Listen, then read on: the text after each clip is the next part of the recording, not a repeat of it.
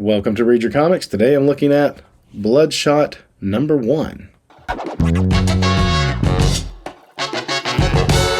Thanks for joining me today. I want to take another look at an early Valiant book. This isn't really early Valiant, but I think it's at a pivotal point in the company before it starts to take off and become a real player, at least for a year or two.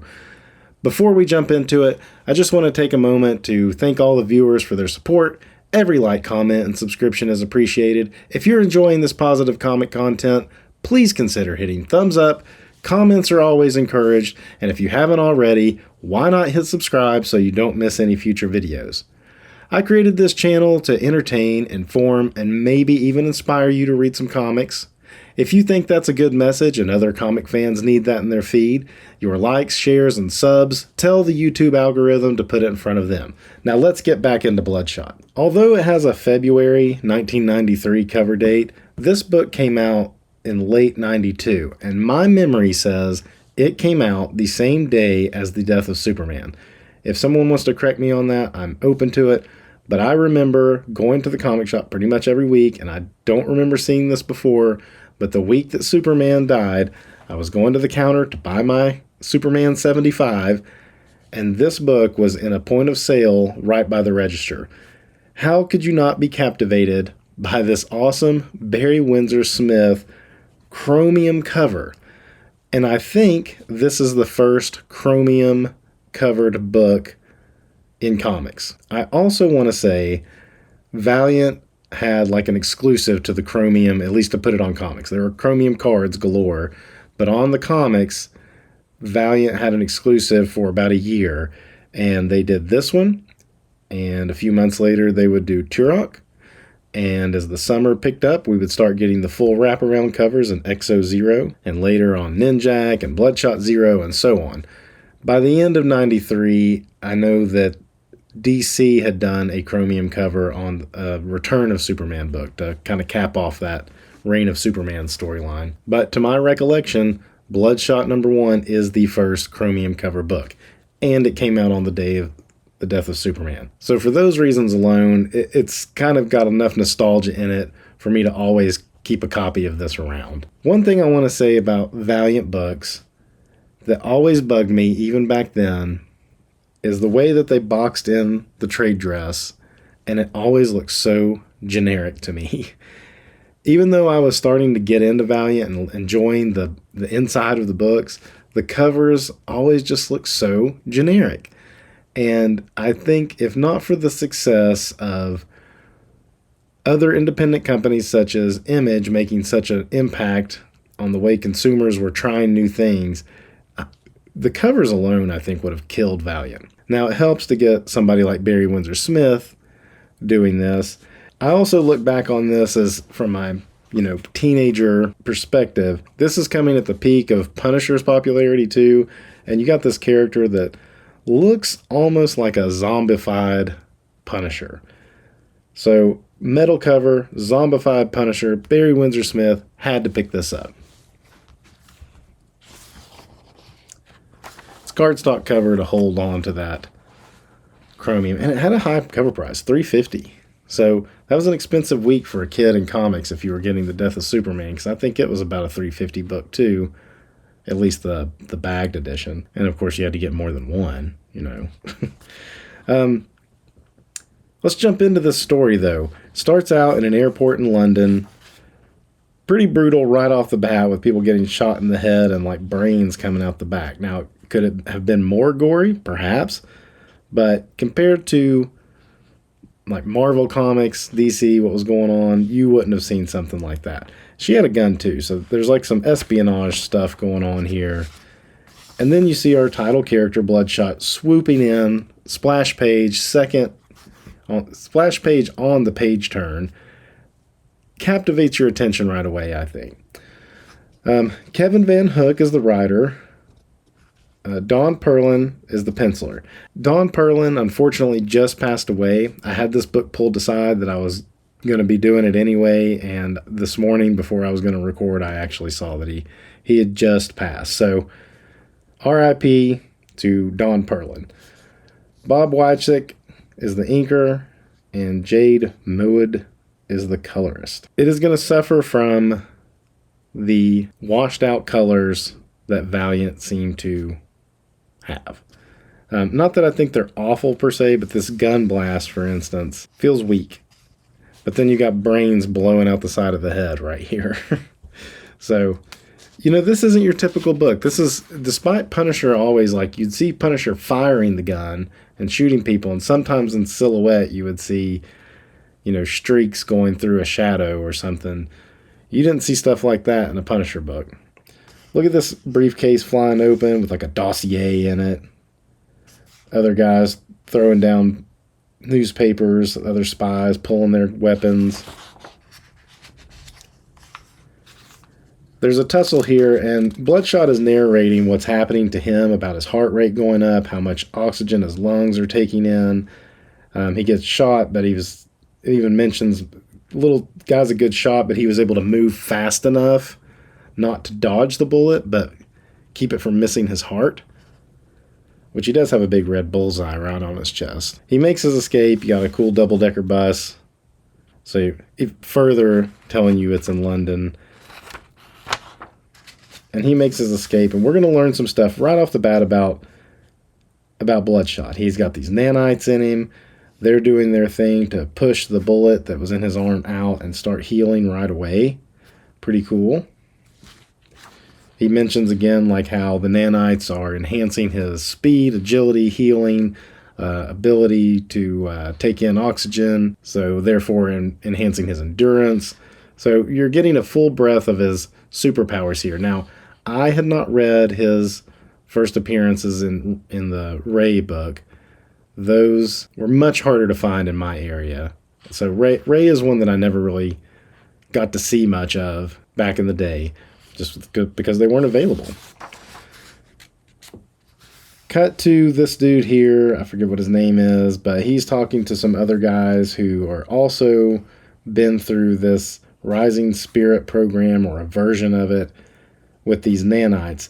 And they are not as successful as Bloodshot is. There's something in them that's making their growth acceleration, I guess, go too fast. It's giving them enhanced strength and everything, but it's also shortening their lifespan. The guy goes through kind of like a origin of who Bloodshot was. Not really who he was, but how he became to be enhanced the way he is. And this is Jeff the Geomancer. Jeff is showing up in a lot of the Valiant books at this time. He was pretty big in the Unity crossover. He shows up in Solar Man of the Atom. He shows up in Exo. He shows up in Eternal Warrior. He's all over the place. And he got into this lab somehow and was able to wake up Bloodshot. And Bloodshot gets up and he starts like kind of just touching the computers. And he was saying he wasn't operating the computers, but he was just touching them, and it was feeding him the information he needed to make an escape. And then he surfaced. He's going to send these two goons after him.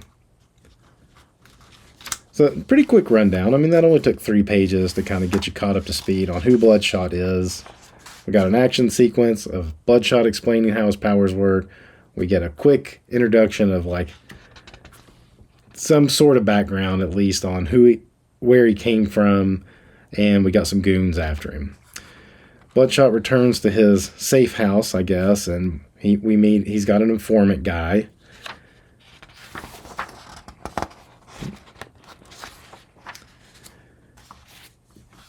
And they're splitting some money. He's got a CD-ROM, and he's like, can you read the CD-ROM? And he can't just touch the CD-ROM. It has to be something powered electrical thing that he can communicate with. But he can put it in a CD player, even though it's not connected to a computer. The laser will still read it. It just doesn't have an output for it. But he can just touch the CD player and get it.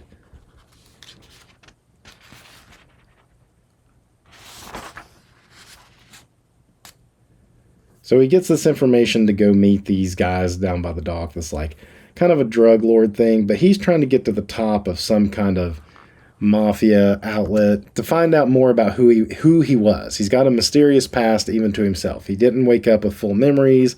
The information he got from the computers didn't tell him everything. He's got kind of an idea, and he's working his way up a ladder. look at this shot too, of cutting the fingers off. And that's I mean, he's got that sword there, a knife there, guns. I don't know what that hack is. But that hack is like shoulder.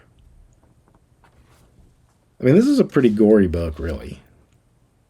They could get more in the, details of chunks of meat. But otherwise, pretty graphic.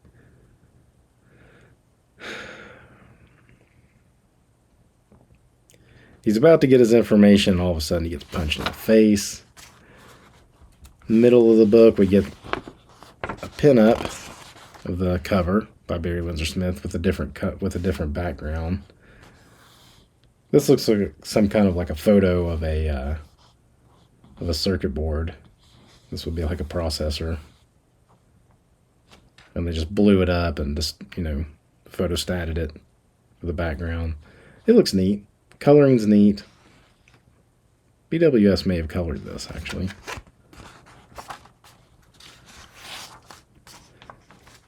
And it's our two goons. Now, they have the red eyes like him, but they do not have the red on the chest. And a lot of this narration is like, they move like me, they're fast like me. I feel this. This looks really stiff, but I kind of feel this. The way that each one grabs an arm so he can't attack them, and they sling him into the water. Well, they land on a boat first, but they sling him into the water. I want to come back to this ad. I think this is a good ad, especially for Valiant ads that tended to be kind of dull. It's crazy that they are advertising the secret weapons. This book wouldn't come out for about 8 months from when this book came out. And Bloodshot's already part of it back there.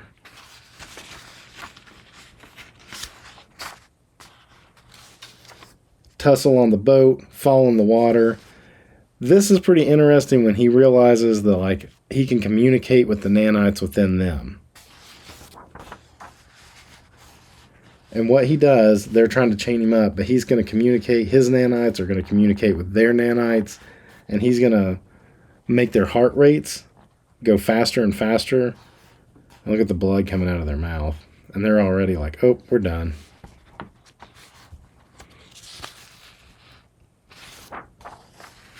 Until their brains explode. Pretty crazy. Pretty crazy. And as he climbs out, I don't know who this cat is. It doesn't really say. He doesn't say his name. I think he's just some operative with the British intelligence.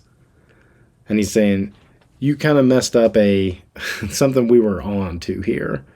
And he's like, but then again, maybe you saved us months of a messy trial. And he's like, what is this about? Is this revenge? And he says, they kind of took someone away from me. And then to himself, me.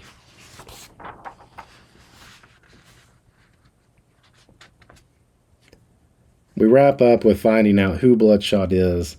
He was part of this mafia group. And we don't know why, but he got turned into Bloodshot. But now, the head of the mafia people are concerned that he's coming after them.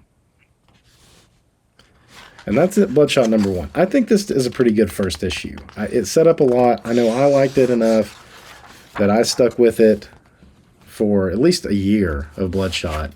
I kept getting it. As I said earlier, it kind of reminds me of Punisher in a lot of ways, and I liked Punisher, but it almost took it in a new direction. Frank Castle just had that family gunned down in the park origin, and that's just who he was. This had a little bit more mystery to it. It looked like maybe he wasn't going to be quite a good guy when we start finding out more about his origin. So a lot of stuff here to pique your interest. I think the art in it is very solid in its storytelling. I thought it was just graphic enough without being gratuitously so, and enough happened in this issue to grab your attention as a new reader. In a lot of ways, I do kind of feel like this is the book that took Valiant to the next level.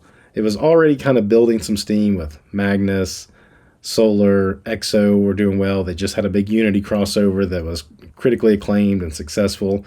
But this is the book, maybe because it came out the same day that Superman died and more people picked it up, that I think a lot of people started taking note of Valiant, and all of a sudden those back issues started really climbing. And we make our way up to Turok #1, which will be the highest selling book of the, well, it won't be the highest selling book of the next year. It'll be the 6th highest book behind the Return of Superman issues, but it'll be the top selling Valiant comic ever. And this kind of paved the way for it, I think. That's all I got for Bloodshot #1. Until next time, read your comics.